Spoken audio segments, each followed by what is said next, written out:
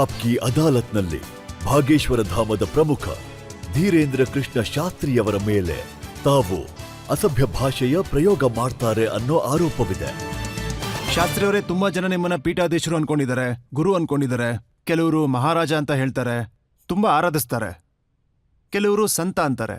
ಆದ್ರೆ ನೀವು ಭಾಷೆ ಏನು ಉಪಯೋಗಿಸ್ತೀರಾ ಅದು ಈ ಒಂದು ನಿಮ್ಮಂತವ್ರಿಗೆ ಅನ್ವಯಿಸೋದಿಲ್ಲ.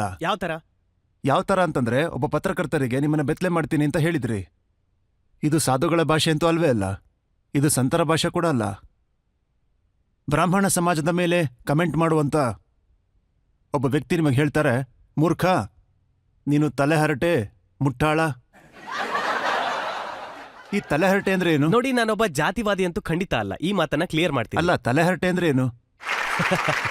ಇದು ನಮ್ಮ ಹಳ್ಳಿಯ ಒಂದು ಭಾವನಾತ್ಮಕ ಸಬ್ಜೆಕ್ಟು ಮತ್ತು ಸ್ಟ್ರಾಟಜಿ. ತಾಯಿಗೆ ಅಕಸ್ಮಾತ್ ಆಗಿ ಮಗನ ಮೇಲೆ ಏನಾದ್ರು ತುಂಬಾ ಕೋಪ ಬಂದ್ರೆ, ಮಗ ಏನೋ ಮಾಡಿದಾನೆ ಅಂತ, ತಾಯಿ ಮಗನಿಗೆ ಹೇಳ್ತಾಳೆ, ಅಯ್ಯೋ ಮುಟ್ಟಾಳ, ಮೂರ್ಖ, ಸುಧಾರಿಸ್ಕೋ ಅಂತ, ತಲೆಹರಟೆ ಅಂತ. ಸೊ ನನ್ನ ಬಗ್ಗೆ ಹೇಳ್ಬೇಕಂದ್ರೆ, ನಾನು ಹಳ್ಳಿಯಿಂದ ಬಂದವನು, ಏನು ಓದಿಲ್ದಿರೋನು, ಹೆಬ್ಬೆಟ್ ಹಾಕೋಂತ ವ್ಯಕ್ತಿ, ಸರಿಯಾಗಿ ಓದಿಲ್ಲ ಬರ್ದಿಲ್ಲ.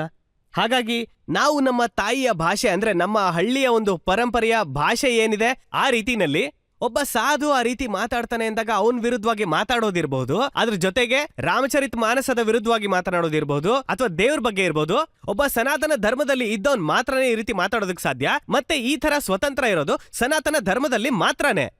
ಅದನ್ನ ದುರುಪಯೋಗ ಮಾಡ್ಕೊಳ್ಬಾರ್ದು. ಅಕಸ್ಮಾತ್ ಯಾರೋ ಭಗವಂತನಿಗೆ ನಿಂದನೆ ಮಾಡಿದ್ರು, ಮತ್ ನಾವು ಅವ್ರಿಗೆ ಶ್ರೀಮಾನ್ ಅಂತ ಮರ್ಯಾದೆ ಕೊಟ್ರೆ, ಸ್ವಾಮೀಜಿ ಅಂತ ಕರೆದ್ವಿ, ತುಂಬಾ ಗೌರವ ಕೊಟ್ವಿ. ಹಾಗಾಗಿ ನಮಗಂತೂ ಖಂಡಿತವಾಗ್ಲೂ ಅನ್ಸಲ್ಲ, ಯಾವುದೇ ಮನವಿ ಅಥವಾ ಸ್ವೀಕಾರ ಇಲ್ಲದೆ 3 ದಿನಗಳು ಕಳೆದ್ವು, ರಾಮ ಇದ್ರೆ ಭಯ ಇಲ್ಲ, ಪ್ರೀತಿ ಒಂದೇ ಇದೆ ಅಂತ ನಾವು ನಂಬ್ತಾ ಇದೀವಿ. ನೋಡಿ, ನೀವು ದೊಡ್ಡ ವಿದ್ಯಾವಂತ, ಬುದ್ಧಿವಂತ ಅಂತ ಹೇಳ್ಕೊಂಡು ಹೀಗಿರೋಕ್ಕಾಗಲ್ಲ. ನೀವು ಅವ್ರಿಗೆ ಹೇಳಿದ್ದೇನೆಂದ್ರೆ, ನೀನ್ ನನಗ್ ಸಿಗು, ನಿನ್ನ ಒಂದ್ ಕೈ ನೋಡ್ಕೋತೀನಿ ಅಂತ. ಬಹಳ ಒಳ್ಳೇದು, ಹೌದು, ನಾನು ಹೇಳಿದ್ದೀನಿ. ಯಾಕೆ ಅಂದ್ರೆ ಆತ ಕಥಾವಾಚಕರನ್ನ ಕಪಟಿ ಅಂತ ಕರೆದಿದ್ದಾನೆ. ಆತ ನಿಮ್ಮ ವಿಷಯಕ್ಕೋಸ್ಕರ ಹೇಳ್ತಾ ಇದೀನಿ ಅಷ್ಟೇ, ನೀವು ಕೇಳಿದ್ರಲ್ಲ ಅಂತ. ಅವ್ರು ಕಥಾವಾಚಕರಿಗೆ ಹೇಳಿರ್ಬೋದು, ಅಂದ್ರೆ ಕಥಾವಾಚಕರು ಕಪಟಿಗಳಾಗಿರ್ಬಹುದು, ಆದ್ರೆ ಅವ್ನು ಪರ್ಟಿಕ್ಯುಲರ್ ಆಗಿ ಹೇಳಿದಾನೆ. ಎಲ್ರೂ ಹಾಗೆ ಇರೋದಿಲ್ಲ. ಈ ಭಾರತದಲ್ಲಿ ಜಗದ್ಗುರು ರಾಮಭದ್ರಾಚಾರ್ಯರಿದ್ದಾರೆ, ಮುರಾರಿ ಬಾಪು ಅವರು ಕೂಡ ಕಥಾವ್ಯಾಸಕರೇನೆ, ಪೂಜ್ಯ ಮನು ಅವರು ಕೂಡ ಕಥಾವ್ಯಾಸಕರೇನೆ, ಅವರಲ್ಲಿ ಒಬ್ರು ದಾಸರು ಕೂಡ ಇದ್ದಾರೆ.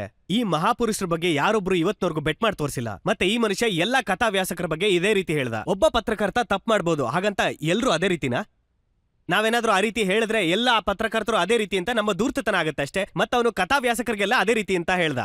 ಅದಕ್ಕೋಸ್ಕರ ನಾವು ಅವನ್ನ ಕರೆದು, ಆಯ್ತು ಬಾರಪ್ಪ ಇಲ್ಲಿ, ನಾನು ನಿನಗೆ ತೋರಿಸೋ ಮಹಾಪುರುಷರ ಬಗ್ಗೆ ಏನು ಮಾತಾಡಬಾರ್ದು ಅಂತ ಈ ರೀತಿ ಹಾಗೆ ಇರುತ್ತೆ ಅಲ್ವಾ? ರಾಮಚರಿತ್ ಮಾನಸ ಬಗ್ಗೆ ಏನೋ ಆ ರೀತಿ ಮಾತಾಡಬಾರ್ದಲ್ವಾ?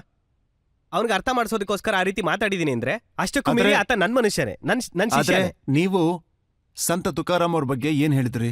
ಸಂತ ತುಕಾರಾಮರ ಬಗ್ಗೆ ನೀವು ಹೇಳಿದ್ರಿ, ಸಂತ ತುಕಾರಾಮ್ ಅವರ ಹೆಂಡತಿ ದಿನ ಅವ್ರಿಗೆ ಹೊಡಿತಿದ್ರು ಅಂತ, ದಿನ ಜಗಳ ಆಡ್ತಿದ್ರು ಅಂತ. ಸೊ ಯಾರು ಅವ್ರನ್ನ ಕೇಳಿದ್ರು, ದಿನ ಹೆಂಡತಿ ಹತ್ರ ಏಟ್ ತಿಂತಿಯಲ್ಲ, ನಿಂಗೆ ನಾಚಿಕೆ ಆಗಲ್ವಾ ಅಂತ. ಅದು ಅಂದ್ರೆ ನನ್ ಮಾತಾಡೋ ಭರದಲ್ಲಿ ಆ ರೀತಿ ಆಗಿದೆ. ಖಂಡಿತವಾಗ್ಲು ನಾನು ಕೂಡ ಕಥೆ ಓದಿದ್ದೀನಿ.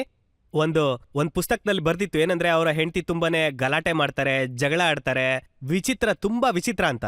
ಒಂದ್ಸಲ ಅವರು ಕಬ್ಬಿನ ಜಲ್ಲೆ ತಗೊಂಡ್ ಬಾ ಅಂತ ಹೇಳಿ ಕಳಿಸ್ತಾರಂತೆ. ಅವರು ಒಂದೇ ಒಂದ್ ಕಬ್ಬಿನ ಜಲ್ಲೆ ತರ್ತಾರಂತೆ, ಒಂದು ಪಟ್ ಅಂತ ಹೊಡಿತಾರಂತೆ, ಆಗ ಅದು 2 ಭಾಗ ಆಗೋಗ್ಬಿಡುತ್ತಂತೆ. ಆಗ ಸಂತ ತುಕಾರಾಮ್ ಅವ್ರು ಹೇಳ್ತಾರಂದ್ರೆ, ವಾವ್, ನೀನ್ ಎಷ್ಟು ಜ್ಞಾನವಂತೆ ನೋಡು ಅಂತ, ವಿಷಯ ಎಷ್ಟು ಚೆನ್ನಾಗಿ ಅರ್ಥ ಮಾಡ್ಕೊಂಡಿದ್ಯಾ, ಯಾಕೆಂದ್ರೆ ಕಬ್ಬು ಒಂದೇ ಇತ್ತು, ನಾವು ಇಬ್ರಿದ್ವಿ ಅಂತ.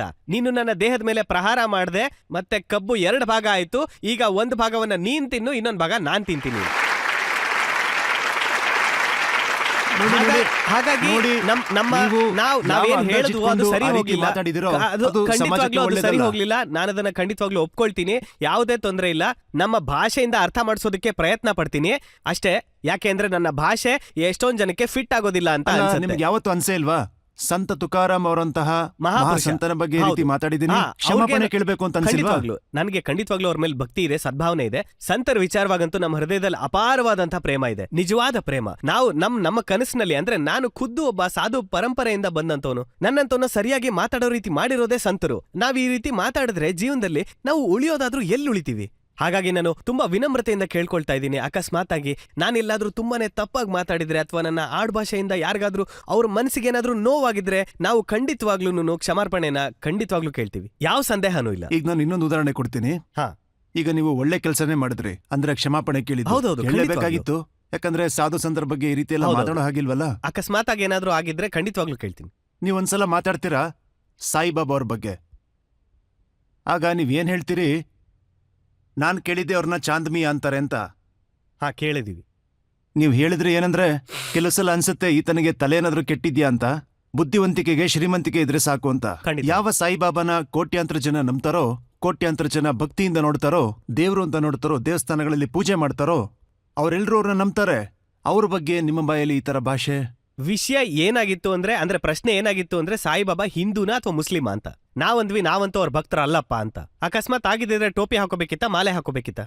ಸೊ ನಾವೇನ್ ಕೇಳಿದೀವಿ ಅಂದ್ರೆ ಕೋರ್ಟ್ನಲ್ಲಿ ಏನ್ ಹೇಳಿದ್ದಾರೆ, ಆ ಒಂದು ಪತ್ರಕರ್ತರು ಏನು ಪತ್ರಿಕೆಯಲ್ಲಿ ಬರ್ದಿದ್ದಾರೆ, ಅವರು ಆ ರೀತಿ ಬರ್ದಿದ್ದಾರೆ ಮತ್ತು ಆ ವಿಚಾರದ ಬಗ್ಗೆ ಅವರು ಮುಂದಕ್ಕೆ ಹೋಗಿ ಕ್ಷಮೆ ಕೂಡ ಕೇಳಿದ್ದಾರೆ. ನಾವ್ ಈ ಮಾತನ್ನ ಹೇಳಿದ್ವಿ ಅಷ್ಟೇನೇನೆ. ಯಾವ್ದು ಪತ್ರಿಕೆನಲ್ಲಿ ಪ್ರಿಂಟ್ ಆಗಿ ಬಂದಿತ್ತೋ ವಿಚಾರ, ಆ ವಿಚಾರ ಹೇಳಿದೀವಿ ಅಷ್ಟೇ. ನಮ್ ಬದಲು ಅವ್ರನ್ನ ಕೇಳ್ಬೇಕಲ್ವಾ ನೀವು ಈ ವಿಚಾರ? ನಿಮ್ಮ ಮಾತುಗಳಿಂದ ಜನರ ಭಾವನೆ ಏನಾಗುತ್ತೆ ಅಂತ ಗೊತ್ತಾ? ಅದರಿಂದ ನಮ್ಗೆ ಯಾವ ಸಂತರ ವಿರುದ್ಧನೂ ಅಸಮಾಧಾನ ಇಲ್ಲ.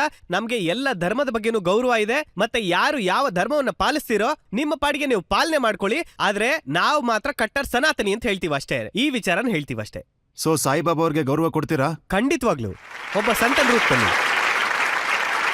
ಸಂತನ ರೂಪದಲ್ಲಿ ಖಂಡಿತವಾಗ್ಲು. ನಮ್ಗೇನ್ ಸಾಯಿಬಾಬಾಯಿಂದ ತೊಂದರೆ ಇದೆ? ನಮ್ಗೇನು ತೊಂದರೆ ಇಲ್ಲ.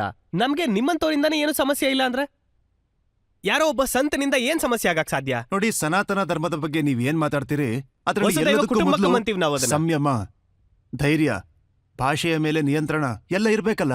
ಆದ್ರೆ ಎಲ್ಲಿವರೆಗೂ ಸಂಯಮ? ರಾಮನ ಯಾತ್ರೆ ಮೇಲೆ ಕಲ್ಲು ಹೊಡಿತಾರೆ ಅಂತಂದ್ರೆ, ಪಾಲ್ಗರ್ನ ಸನ್ಯಾಸಿಗಳನ್ನ ಬರ್ಬರವಾಗಿ ಕೊಲೆ ಮಾಡ್ತಾರೆ ಅಂತ ಹೇಳಿದ್ರೆ ಎಲ್ಲಿವರೆಗೂ ಸಂಯಮ? ರಾಮಚರಿತಮಾನಸದ ಒಂದು ಪ್ರತಿಯನ್ನ ಸುಡ್ತಾರೆ ಅಂದ್ರೆ ಎಲ್ಲಿವರೆಗೂ ಸುಮ್ನೆ ಇರೋದು? ಸಂತರಿಗೆ ಈ ದೇಶದಲ್ಲಿ ಕಪಟಿ ಅಂತ ಕರೀತಾರೆ ಅಂತಂದ್ರೆ ಇನ್ನೆಷ್ಟು ಧೈರ್ಯ ಇರಬೇಕು ಅವ್ರಿಗೆ ಅಂತ. ಒಂದು ದಿವಸ ಭಗವಂತನಿಗೂ ಹೀಗೆ ಅನ್ಯಾಯ ಆಗಿತ್ತು. ಅದರ ಪ್ರತೀಕಾರನ ಆತನು ತೀರಿಸ್ಕೊಂಡ, ಒಂದು ಬಾಣನ ಬಿಟ್ಟ, ರಾವಣನ ದಮನ ಕೂಡ ನಡೆಸ್ದ. ನಾವ್ ಎಲ್ಲಿವರೆಗೂ ಸುಮ್ನೆ ಇರೋದು? ಇಲ್ಲಿ ಕೂತಿರೋಂತ ಪ್ರತಿಯೊಬ್ರು ಇರ್ಬೋದು, ಎಲ್ಲಿವರೆಗೂ ಇವ್ರು ಸುಮ್ನೆ ಇರ್ತಾರೆ? ಎಲ್ಲಿವರೆಗೂ ಸುಮ್ನೆ ಇರ್ಬೇಕು ಅವರು? ಒಂದ್ ಮಾತನ್ನ ಆಪ್ಕೆ ಅದಾಲತಲ್ಲಿ ಹೇಳೋದಕ್ಕೆ ಇಷ್ಟಪಡ್ತೀನಿ. ಸನಾತನಕ್ಕೋಸ್ಕರ ನಮ್ಮ ಪ್ರಾಣ ಹೋದ್ರೂ ಕೂಡ, ಮತ್ತೆ ಜನರ ಮನಸ್ಸಿನಲ್ಲಿ ನಾನೊಬ್ಬ ಕೆಟ್ಟವನು ಅಂತ ಅನ್ನಿಸ್ಕೊಂಡ್ರು ಕೂಡ ನಾನು ಅದಾಗೋದಿಕ್ಕೆ ತಯಾರಾಗಿದ್ದೀನಿ ಅಂತ ಹೇಳ್ತೀನಿ.